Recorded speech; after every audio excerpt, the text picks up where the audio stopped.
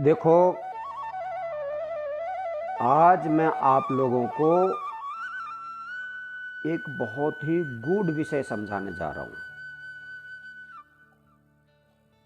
हमारे सनातन धर्म में हमारे सनातन धर्म में हमें जितना भी सिखाया गया था, पहले वैदिक पद्धतियों को सिखाया गया कि वेदों ने जो कहा है उसका अनुसरण करो।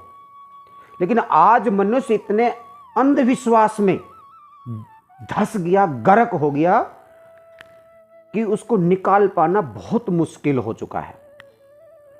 जब तक आदमी खुद वेदों का, शास्त्रों का अध्ययन करके कोशिश नहीं करेगा, तब तक चाहे कितने संत महात्मा प्रवचन कर लियो, चाहे नारायण भी साक्षात, ये शब्द कहने में कोई जरा सी भी झिझक नहीं है कि साक्षात नारायण भी आकर के उसको समझाए ना, तो भी वो समझने वाला नहीं है।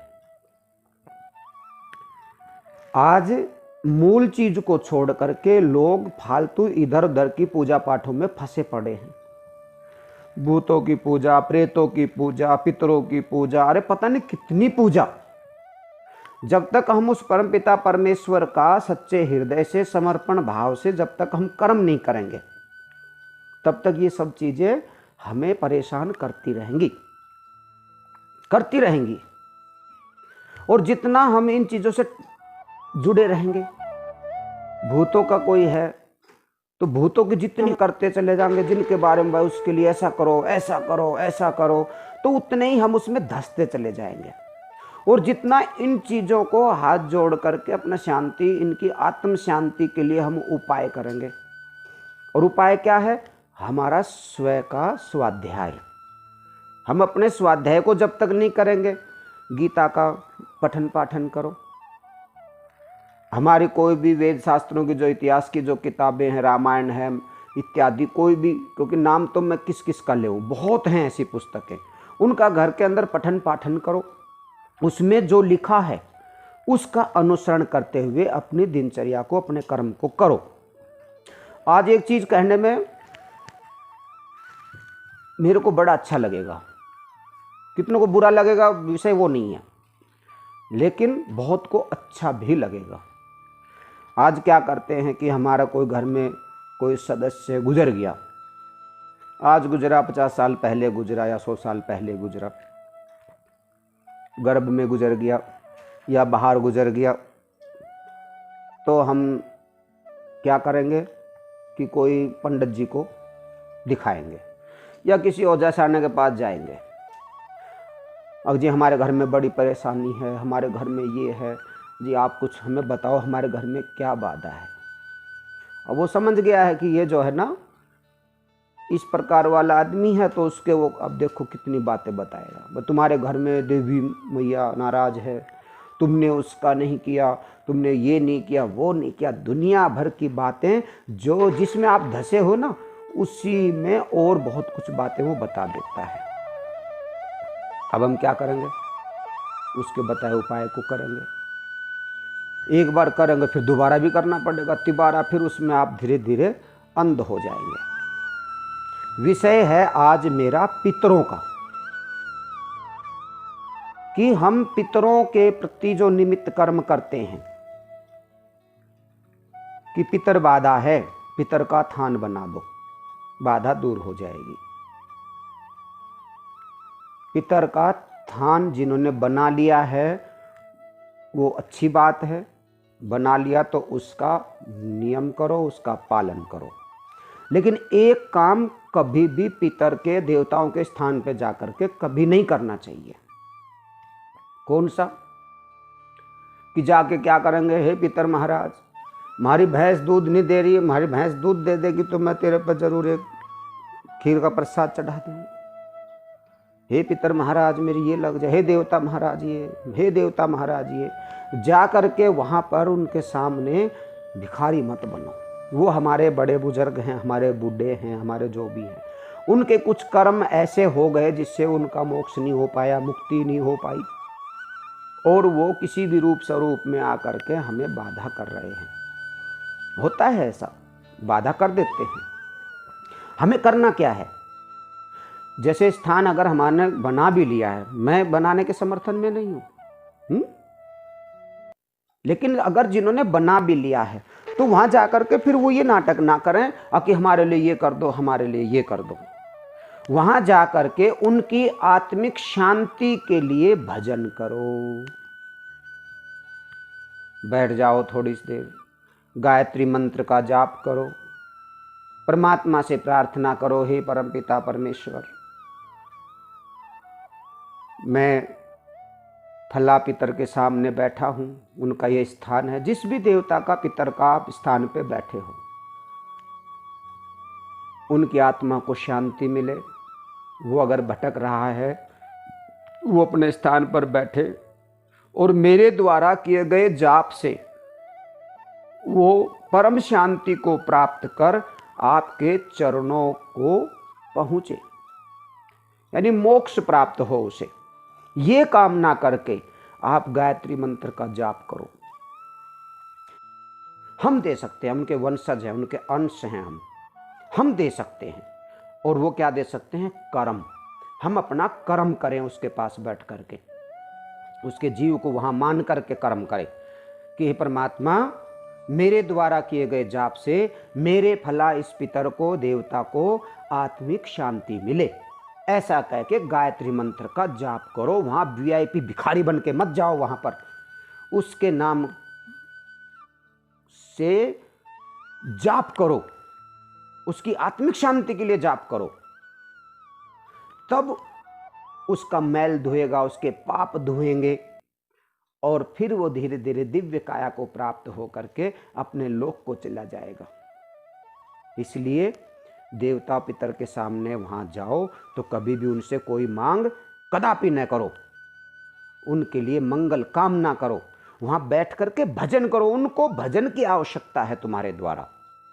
तुम उसके अंश हो और उसने गंदे कर्म किए या जैसे भी किए, जिसके कारण से वो भूत प्रेत इत्यादि योनि में फंस गया, आज बाधा बन करके हमारे पितर के रूप में हमने उसकी ईंटें रखवा दी, ब्राह्मण के द्वारा कर्म करवा दिए, उसका स्थान बन गया, हो गया शुद्ध। वो कोई परमात्मा बन गया? वो नहीं, वो वही है और वही रहेगा। ठीक है, उसकी भटकना थोड़ी सी जाप से शांत हो गई। अब उसको परम शांति के लिए आप गायत्री मंत्र का जाप करें ताकि उसकी आत्मा को शांति मिले।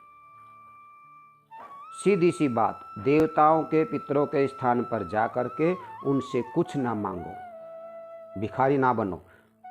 उनकी आत्मिक शांति के लिए उस स्थान पर बैठ करके गायत्री मंत्र का जाप करो, परमात्मा से प्रार्थना करो कि हे परमपिता परमेश्वर, मैं अपने फला फला इस नाम के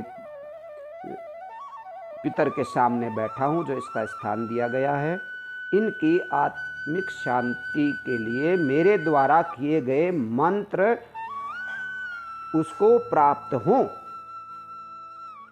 मेरे द्वारा किए गए मंत्र मेरे फला पितर की आत्मिक शांति के लिए प्राप्त हों, उनको पहुंचे। ऐसा कह करके गायत्री मंत्र का जाप करो, जितना 2 मिनट, 5 मिनट, 10 मिनट, 2 बार, 10 बार, 11 बार, 21 बार, 108 बार, जितना, या समय मत रखो, जितनी देर बैठो, जितना जपा जाए उतना सही। ओम भूर्भुवः स्वः तत्सवितुर्वरेण्यं भर्गो देवस्य धीमहि धियो यो नः प्रचोदयात्। ओम भूर्भुवः स्वः तत्सवितुर्वरेण्यं भर्गो देवस्य धीमहि धियो यो नः प्रचोदयात्। बड़े आराम आराम से, ये नहीं ओम भूर्भुवः स्वः तत्सवितुर्वरेण्यं भर्गो देवस्य धीमहि प्रचोदयात्। अरे बड़ा नाटकबाज है यार, ऐसे नहीं जपना है। एक एक मंत्र को अच्छे से जपना है, आपको समझ में आना चाहिए मैं क्या बोल रहा हूं। अनुवाद उसका आपको मिल जाएगा, अनुवाद उसका आपको पता भी होना चाहिए, ताकि मंत्र जाप करते समय हमें उसका अनुवाद का अर्थ के बगैर मंत्र का जाप करना फलदायी तो है, लेकिन ज़्यादा नहीं है, इसलिए अर्थ का ज्ञान होना जरूरी है। तो ओम भूर्भुवः स्वः तत्सवितुर्वरेण्यं भर्गो देवस्य धीमहि धियो यो नः प्रचोदयात्। ऐसे कह करके आनंद के साथ में एक एक शब्द को बोलो, जरूरी नहीं कि 1000 बार उच्चारण करना है, 5 बार भी बोला, अच्छे से बोलो। फिर जाप करने के बाद में परमपिता परमेश्वर से प्रार्थना करो, हे प्रभु, मेरे द्वारा किए गए जाप से मेरे पितर को आत्मिक शांति प्राप्त हो। अब मैं आपको गायत्री मंत्र के अर्थ को बताता हूँ। बड़े ध्यान से, बड़े आनंद के साथ में सुने और समझें। बहुत आराम से बताऊंगा एक एक शब्द को। मंत्र ये है, ओम भूर्भुवः स्वः तत्सवितुर्वरेण्यं भर्गो देवस्य धीमहि धियो यो नः प्रचोदयात्। इस मंत्र में कुछ मात्राएं हैं, उनको गुप्त कर दिया गया है इसमें। ओम, ओम परमात्मा का एक अभिवाच्य शब्द है। भू यानी भूलोक, ये धरती जो है ये भूलोक कहलाती है। भुव अंतरिक्ष लोक, अंतरिक्ष लोक जो है ये भुव के नाम से जाना जाता है। स्व स्वर्गलोक, तह, यहां तह शब्द, जैसे वितुर कहते हैं ना, उसको यहां पर सिर्फ तह शब्द को ही लिया गया है परमात्मा के लिए, यानी वो ब्रह्म के लिए कहा गया है। सवितु ईश्वर अथवा सृष्टिकर्ता, वरेण्यम पूजनीय, भर्गो, भर्गो को यहां पर अलग अलग प्रकार से दिया गया, कहीं भर्गः भी कहा गया है और कहीं भर्गो भी। इसका अर्थ यही है, अज्ञान तथा पाप निवारक, देवस्य ज्ञान स्वरूप भगवान का, धीमहि हम ध्यान करते हैं, धियो बुद्धि प्रज्ञा, यानी प्रज्ञा बुद्धि बोलते हैं, जो परमात्मा के प्रति जो विचरण करती है, परमात्मा के बारे में ही जो सोचती है, उसे प्रज्ञा यानी तेजस्वी कहो, एक ब्रह्म की तरह है वो भी। धियो यानी प्रज्ञा बुद्धि, यो यानी जो, न यानी हमें, प्रचोदयात प्रकाशित करे, हमें इस अर्थ को समझना चाहिए। अब इस अर्थ को एक, जैसे सब जगह पर जैसे एक लिखित में रहता है, लंबी लाइनों में, कैलेंडर इत्यादि में कई जगह में देखने को मिलता है, उसमें जो अर्थ है वो भी समझ लीजिए और इसी को समझना है बस हमें। अर्थ के उसके चक्कर में नहीं पड़ना, क्योंकि संधि विच्छेद हो होकर के और बहुत बड़ा अर्थ बनता है उसका। इसमें जैसे कुछ मात्राएं कारोकार की हो, मात्राओं को कुछ कम किया गया है, उनका भी बहुत गूढ़ रहस्य बनता है। लेकिन सीधा अर्थ जो है कैलेंडरों के द्वारा इत्यादि हमें जो मिलता है, उसमें ये है, हम ईश्वर की महिमा का ध्यान करते हैं, जिसने इस संसार को उत्पन्न किया है, जो पूजनीय है, जो ज्ञान का भंडार है, जो पापों तथा अज्ञान को दूर करने वाला है, वह हमें प्रकाश दिखाए, हमें सत्य पथ पर ले जाए। ये गायत्री मंत्र का अर्थ हो गया। और गायत्री मंत्र का एक चीज हम आपको और बताएं, गायत्री मंत्र कोई एक नहीं है, गायत्री मंत्र और भी हैं, लेकिन इस मंत्र को बहुत ही आनंद पूर्वक से, बहुत अच्छे ढंग से इसको कई रूप से समझाया गया है। हमारे जो ऋषि विश्वामित्र जी थे, उन्होंने इस मंत्र को इतना तेजस्वी बना दिया कि ये मंत्र आपको 2-4 बार में ही अपना चमत्कार प्रकट करके दिखा देता है। इसलिए गायत्री मंत्र को साधारण नहीं समझना चाहिए। गायत्री के सभी मंत्र उत्तम हैं, लेकिन इस मंत्र के अंदर कुछ ज्यादा लोग रुचि रखते हैं। हर कोई ज्यादा गायत्री मंत्र का नाम आएगा तो यही वाला आएगा। इसलिए हमें अपने देवता पितर, ये देवता पितर यानी जो हमारे द्वारा जो निर्मित किए गए हैं, हमारे कुल के जो हम जैसे जो शरीर पूरा कर गया, जो उनके जो थान वाले जो हैं, ये मैं उनकी बात कर रहा हूँ, तो हमें वहाँ जा कर के इस प्रकार की मांग नहीं करनी चाहिए। हमें उनके बल को बढ़ाने के लिए, उनके तत्व की वृद्धि करने के लिए, तत्व को तेज करने के लिए हमें गायत्री मंत्र का जाप करना चाहिए, जिससे उनका बल बढ़ेगा। वो स्वतः ही हमें आशीर्वाद देंगे, हमारे मनोरथ स्वतः ही पूर्ण होने शुरू हो जाएंगे जब हम उनके कल्याण के निमित्त हम कार्य करेंगे, क्योंकि हम उनके वंशज हैं। हम उनके वंशज होने के नाते से हमारा धर्म है कि हम उनके कल्याण के लिए गायत्री मंत्र का जाप करें।